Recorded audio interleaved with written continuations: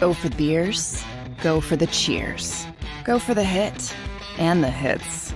Go for the scene. Go for the screens. Go for the gallery. Go for the win. Go to Ocean.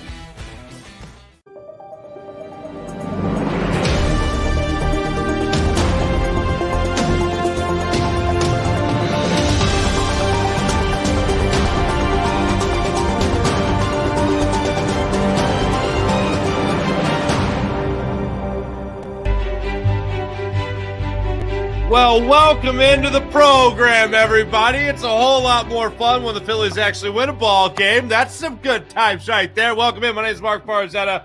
It's nice to have you along for the ride here on the Fightins Postgame show on the JAKIB Media YouTube channel. It is an absolute pleasure. Let's get into it. 7-5 Phillies win the night version of this day-night doubleheader against the Atlanta Braves. Game 1 spoiled the heroics of a one Bryce Harper.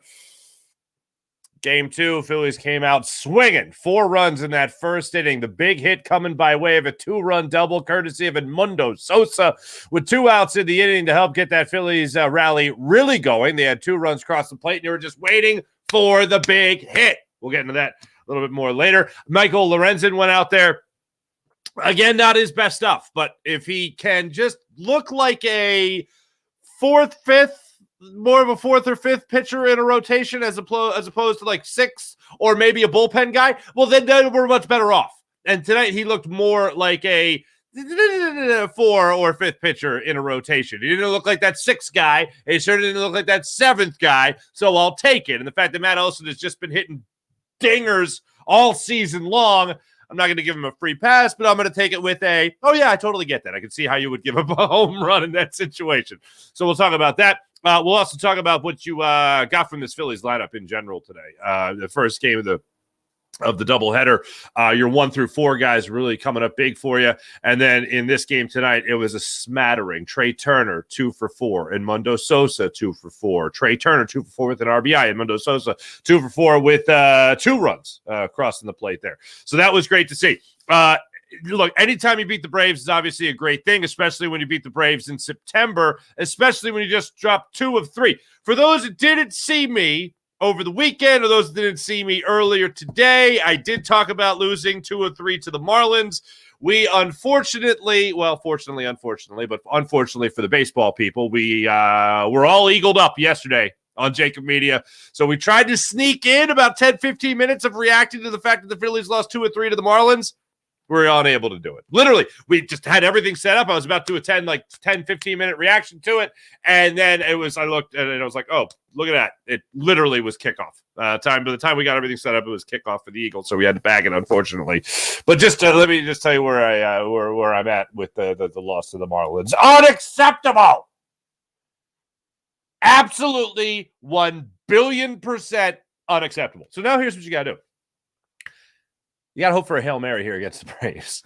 And you can't play down to anyone else the rest of the way. If you're going to go ahead and you're going to lose 2 of 3 to the Marlins in a series where they can't pitch Alcantara, who has put you over his knee and spanked you this season with the exception of 1 start, well, then guess what? You can't play down to the Pirates later in the season. You can't play down to the Cardinals later in the season. You sure as damn hell can't play down to the New York Mets, whether or not they're a division opponent or not, whether or not they're a division rival or not, or whether or not they have put you over their knee this season and spanked you.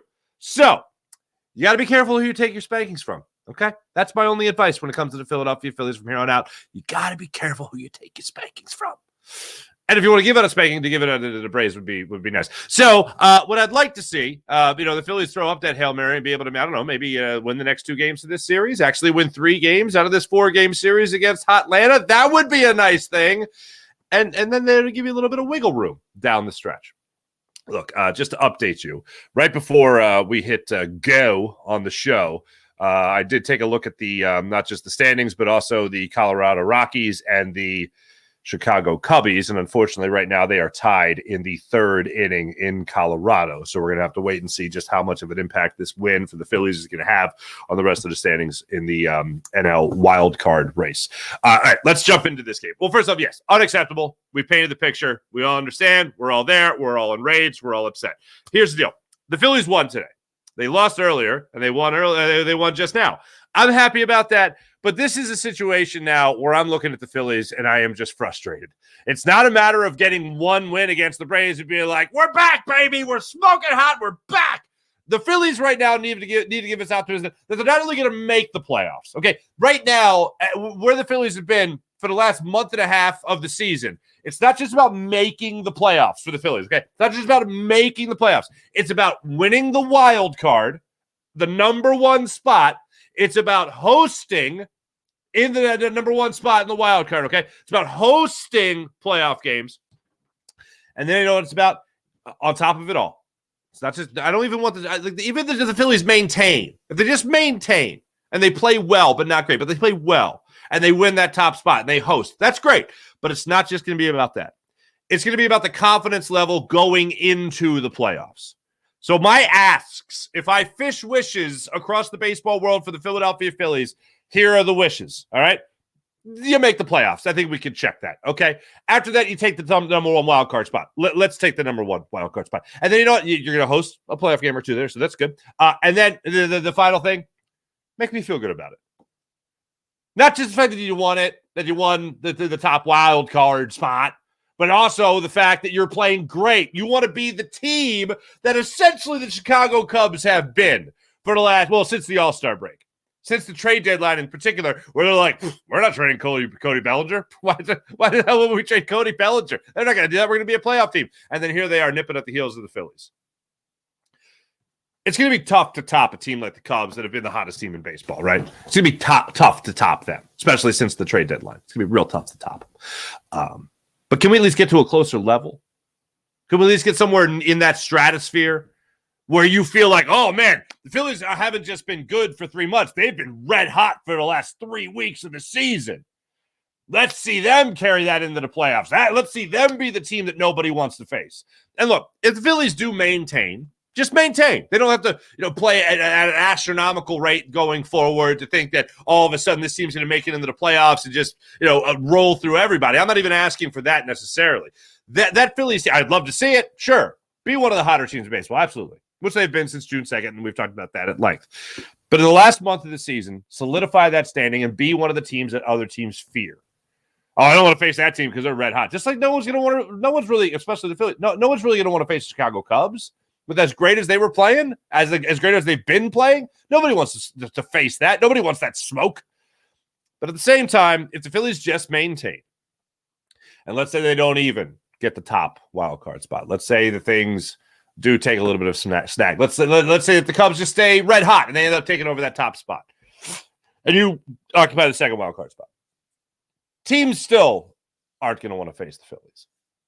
True, they're not going to want to face the red hot Cubs, but you also don't want to face a team that found a way to get into the playoffs last year in wild card expansion. Okay, playoff expansion, found a way to get into the playoffs, then found a way to somehow win despite trailing in the 8th inning against the Cardinals last year, and then somehow magically you blink and you dethrone the Braves, you roll past them, you roll past the Padres, and you make it into the World Series, and you're 2 wins all of a sudden, 2 wins away from beating a dynasty in the Astros and winning a World Series title.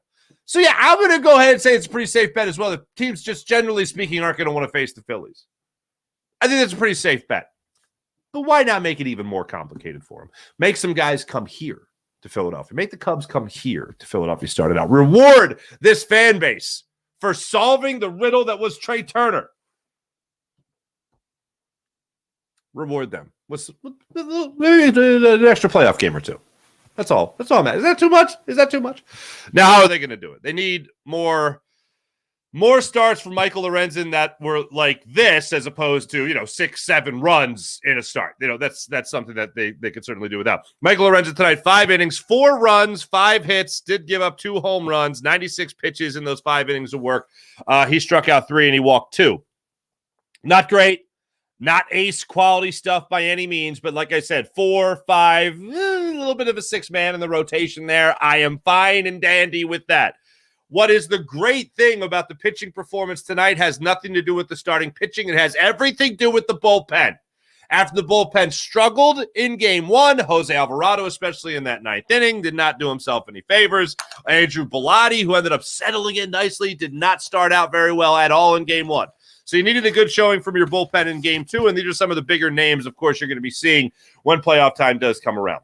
Jeff Hoffman comes into the game. 2 strikeouts, scoreless inning. Juan Soto comes into the game. Excuse me, Gregory Soto. Gregory Soto comes into the game. That'd be weird. Gregory Soto comes into the game. He gets you an inning, does give up a home run, but it's 1 hit, 1 run. Then Strahm comes in, 1, 2, 3, a 10-pitch 8th inning to handle the business.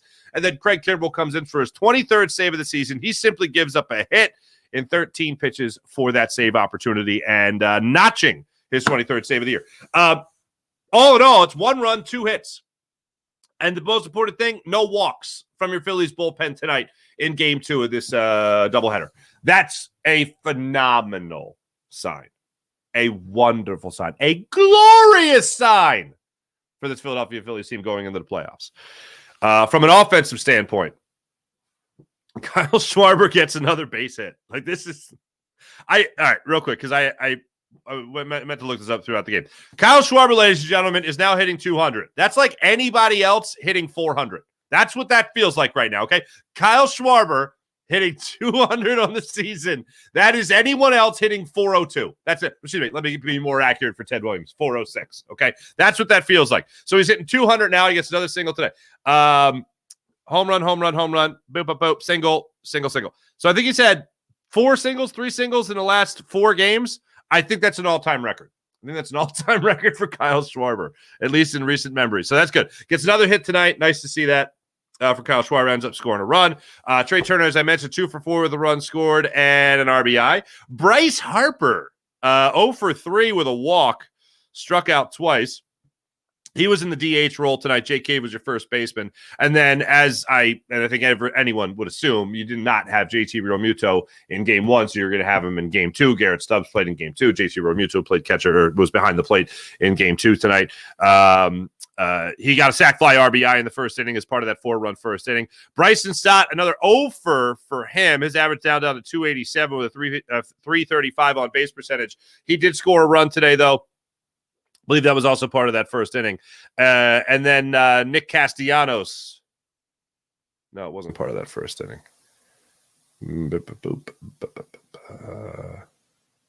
This is going to bother me if I don't get it right. Yeah, it was part of that first inning. Okay, yeah. All right, I was right the first time. Castellanos got a hit. It's good to see him contribute in any way, shape, or form. Brandon Marsh got the home run, and it was a big home run because you were starting to leak a little bit of gasoline. And then Sosa obviously had the 2 hits, and then JAKIB had a hit and a run scored and an RBI. JAKIB finding ways to contribute. Here was the thing with Brandon Marsh and Trey Turner's RBI double in the 4th inning. So that 4th inning for the Phils, Olsen had come up and hit the 3-run home run in the 3rd inning for Atlanta. All of a sudden, it's a 1-run ball game. You're up 4-0, and now all of a sudden it's 4-3 against the lineup that hits more home runs than anybody. So blink of an eye, at any point, this could turn the tide, and all of a sudden you're down, 8-4. All right, kind of happened in the first game. Second game tonight, 4th inning, the Phillies respond. 3rd inning, they couldn't respond. They couldn't get the shutdown inning. Olsen comes up with a 3-run, 2-out home run to right field. That he just went down and got. And then they didn't score in the bottom of the 3rd inning, but they came roaring back in the 4th inning. In the 4th inning of this game, Cave gets the triple to right field. At first it was ruled a double, an RBI double, and he reached on the throw. They then credited him because the throw went to first base. It wasn't like they really made the decision. They threw to third, and he made it. But they had basically hit the cutoff man, and they allowed him to then get a triple. So he gets an RBI triple in that 4th inning. So you get a 5-3 ball game. Then Trey Turner steps to the plate, hits a double, and they credit him for the double, rightfully so, in the left center field gap where he's hustling all the way. Run scores. He busted around first base, goes to second. They originally call him out. Well, that was stupid because replay showed he was safe, and he was safe. RBI double for Trey Turner. It's now a 6-3 ball game. And then Brandon Marsh steps up to the plate in the 5th inning and tacks on 1 more run to make it a 7-3 ball game. Then the Braves get 2 more home runs. Go figure, they hit home runs Olsen got another home run, his 50th of the season. That was a pretty cool thing, actually, in the 6th inning there when he homered to left field over the head of Kyle Schwarber. The lady that caught it, I don't know if she was there. I don't know who she was there with, but you could see them going back and forth. Then you could see her talking to Kyle Schwarber, and Kyle Schwarber was, I don't know what the negotiation was. It was like, I'll give you this ball if you give me that ball. That's, Matt Olson's 50th home run. And it was like, okay, I'll do that. And they did that. So Olsen got his 50th home run ball, which is pretty cool. And then Harris stepped up there, and he got a home run to right field.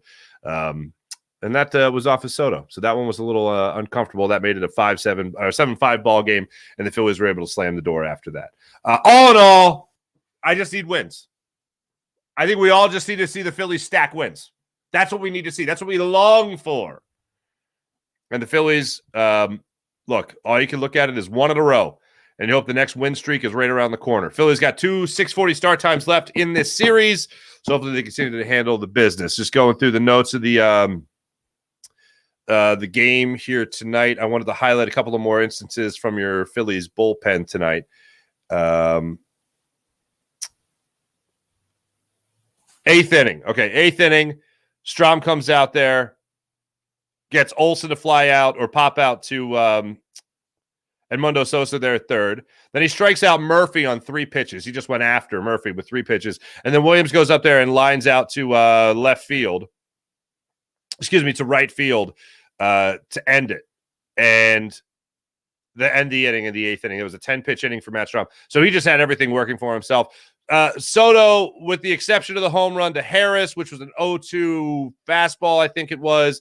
Harris just put a good swing on it, pounced on it, and you lost him. He was up 0-2, and he lost him. He ended up striking out Riley to get out of the rest of that inning, which was also a great thing. All in all, very impressed with this Phillies win. The starting pitching was what it was. This is pretty much what we could expect from Michael Lorenzen, knowing that it could very much go either way, horribly or awesome. But this is, I think, what the average expectation should be for Michael Lorenzen. So you got that tonight. And then the bullpen, that should be your main guys going into the playoffs.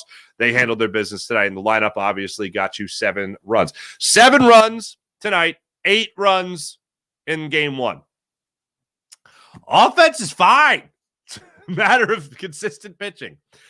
Speaking of consistent pitching, before I get into the chat, actually, let me get into the chat right now and see how you wonderful people are doing after this Phillies victory. I know they're going to be few and far. They have been few and far between as of late, but the Phillies get this win over the Braves, and beating the Braves is a wonderful thing. Crazy. Wheeler versus Fried. Yes, that is tomorrow. I like our chances, but Zach has to go all 9 innings with the bullpen without Hoffman. Yeah. Greg Benson, was Bohm benched for his base? Oh, his lofty base? I don't think so. I don't think Alec Boehm out of the lineup tonight was punitive.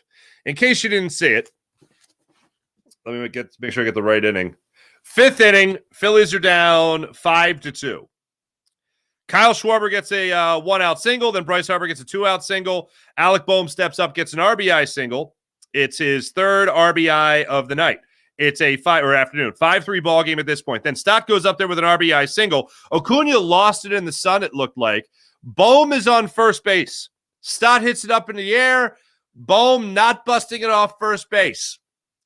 I don't know if he heard Dusty Wathan yelling, but you could tell he started to lead off first base. Ball gets hit. He starts to trot a little bit. And then I think once he gets to first base or second base, he then hears either the crowd erupt or Dusty Wathan, "Get on your horse!" And then he starts busting it around after second, and he gets thrown out at home. Would have been the game-tying run scoring with 2 outs, 5-5, Bryson Stott on second base. Instead, the inning's over, and it's only 5-4. You all can do the math. It was a tie ball game thanks to Bryce Harper's home run in the bottom of the 9th inning with 2 outs. And the Phillies also got a gift there because Ozzie Albies threw the ball away, allowing Trey Turner to reach with 2 outs. And then Bryce Harper, next pitch, see you later, bye-bye. And all of a sudden, the Phillies are tied at 8 when they lost. But Boehm, I don't think in this particular instance was being punished by being benched. I think he was legit being given a break. Tyler Bullett, 79 and 65. Very nice. Farsi. Farsi can't bench the bar. Celeste even said Mark has a face made for radio. That's hilarious. She has said that, actually. My wife, my beautiful wife. She has said that, yeah. Actually, in all seriousness, my Uncle John still finds that joke hilarious. I'm like, Uncle John, I'm on digital media now, like YouTube's and podcasts, so it's not just face for a podcast. Like people can see my face now. Ugh. Anyway, thanks, Uncle John. Professor Dutch, watching the Chucky series on Peacock, except for the playoffs.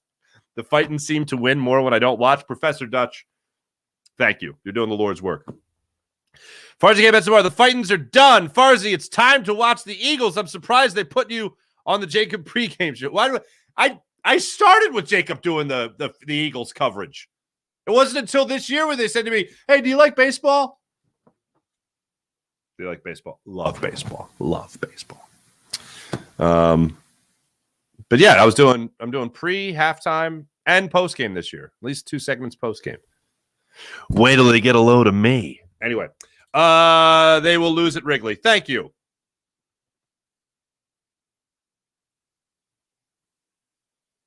I don't even know how to say your name. I'm sorry. But I'm not going to, because I just said it in my head, and I don't even want to try to mess it up. Farzy, honestly, I'm 31 and getting gray in my beard. How do you keep it natural? I got a couple in there. Oh, wait, hold on. Let the light hit it. Yeah. Look at you, little bastard. Look at you right there.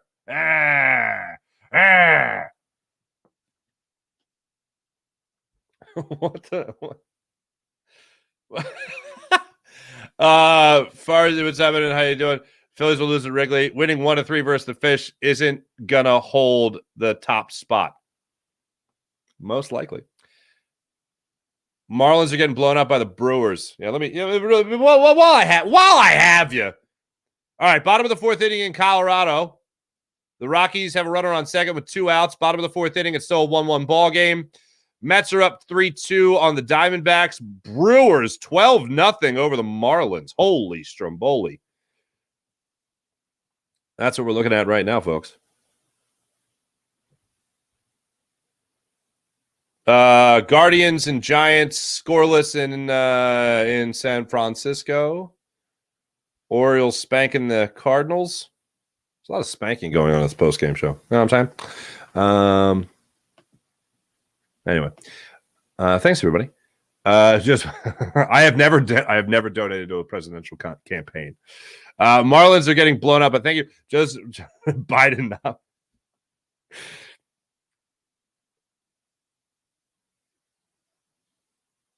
Copyright uncivil law. Farzy seems like a guy at St. Joe's Prep or LaSalle that never got a date. Well, I'll have you know, I went to a school with girls. Thank you. Archbishop Wood. You had me close. Catholic League, at least. Well, St. Joe's isn't Catholic League, but LaSalle's Catholic League. St. Joe's isn't Catholic League. No, it's not. Anyway, and I got plenty of dates. You know the all-girls schools? Yeah. This guy went to the proms. Yeah, that's right. Michael Lorenzen, 9-9 on the season. Tyler Bullich. That is correct. Thanks, everybody in the chat. Oh, Jason A! Hashtag Eagles. Let's go, Farzy. You're damn right. There you go. All right, tomorrow. Here's what it comes down to, kids. Zach Wheeler.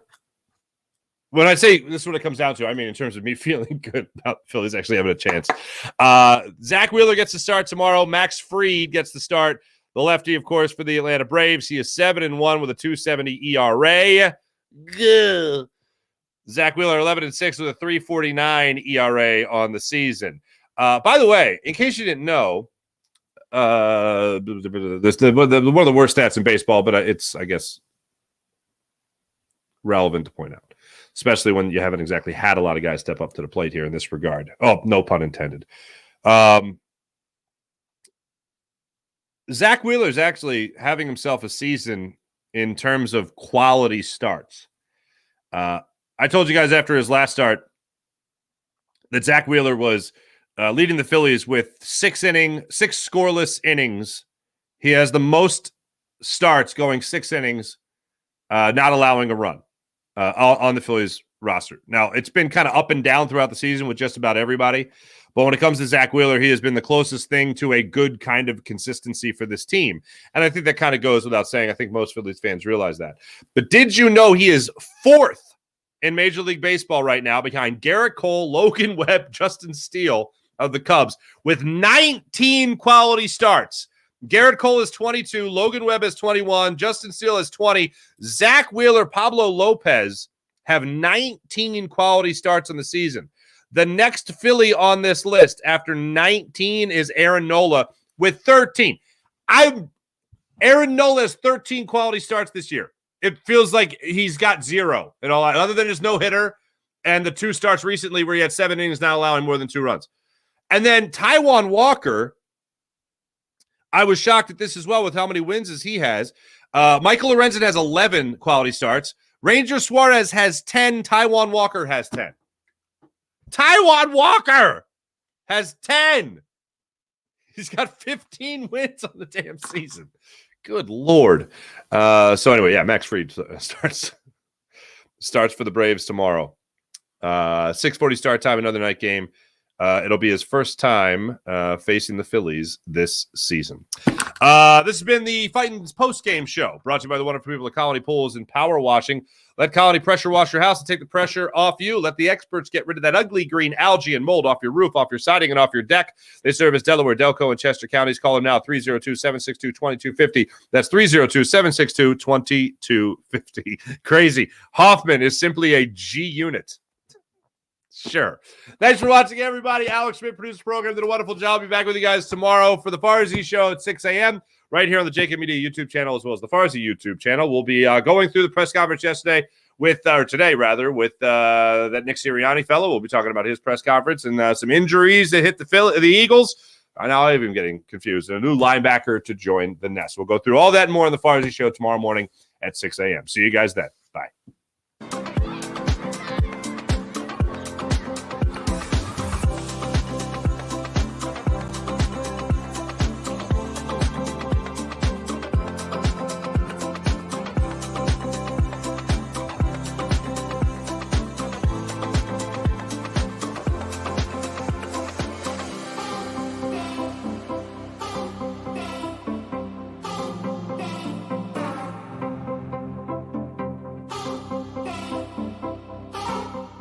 If you own a company and you're not producing a podcast, you're missing out. The public consumes messaging when they're ready. Join the professional podcast network of companies and let JAKIB Media Partners put you in the podcast arena. Come to our professional studio or we'll come to your place of business and professionally produce your company podcast. Call JAKIB Media right now at 267-261-3428. 267-261-3428.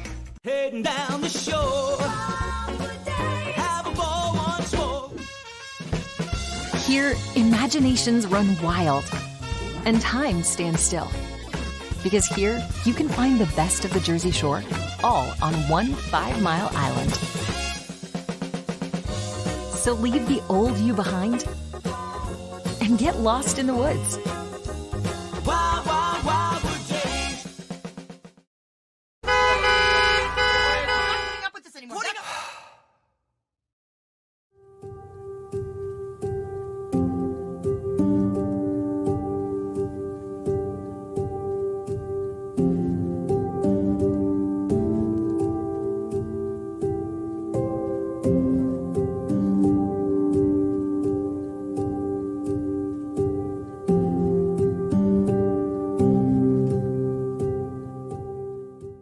Score and save in southeastern PA and Delaware with Colony Pools this football season, and let the experts close your pool with a custom Merlin safety cover in green for the birds. And if you join our Winter Watch team, we'll give you another 20% off, and Colony Pools will handle it all.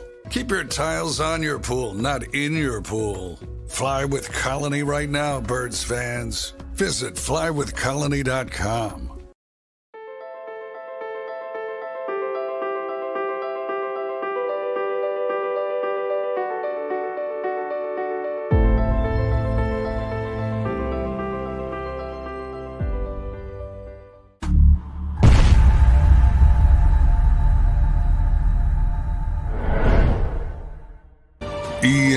EAGLES, Eagles.